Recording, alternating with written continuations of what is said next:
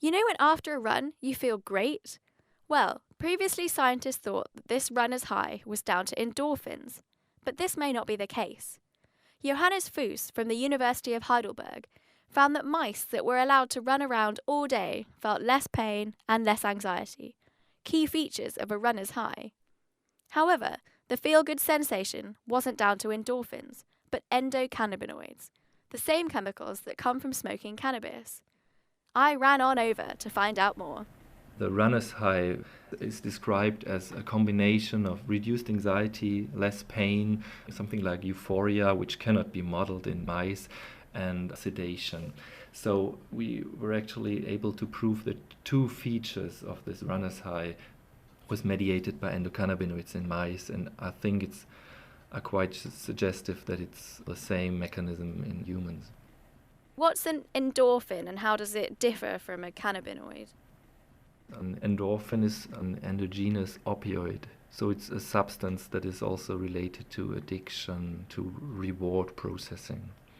And there are two systems, one that releases endorphin into the brain and one that releases endorphin into the periphery. But the problem is that the endorphins from the periphery, they cannot reach the brain because there's the blood-brain barrier. The endocannabinoids are lipids and they can reach the brain. So the effects that you saw only happened when the cannabinoids were able to access the brain? Yes, that's right. We blocked the cannabinoid receptor and the endorphin receptor, and we found that only the blockage of the cannabinoid receptor results in a loss of the phenotype after running. When Johannes says phenotype, he means the observable behaviour of the mice. In this case, their reduced pain and anxiety, their runner's high. But weirdly, not all humans experience this feel-good sensation after a jog. Yeah, and still they continue to run. This is really fascinating. Do you think this could be because of the way different people's bodies deal with the chemicals that running produces?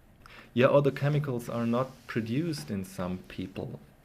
I mean, there's no investigation, no comparison of people that experience a runner's high compared to people that do not experience a runner's high when they perform exercise. What else would produce the cannabinoids? Are there any other activities, or would it be external drugs? I mean, the external drugs are not producing endogenous cannabinoids. If you smoke cannabis, it's coming from the smoking. I'm actually not aware of anything you can perform to increase your endogenous cannabinoids. So it looks as though exercise is the only way to get those feel-good endocannabinoids. That was Johannes Fuss from the University of Heidelberg talking about his study published this week in the journal PNAS.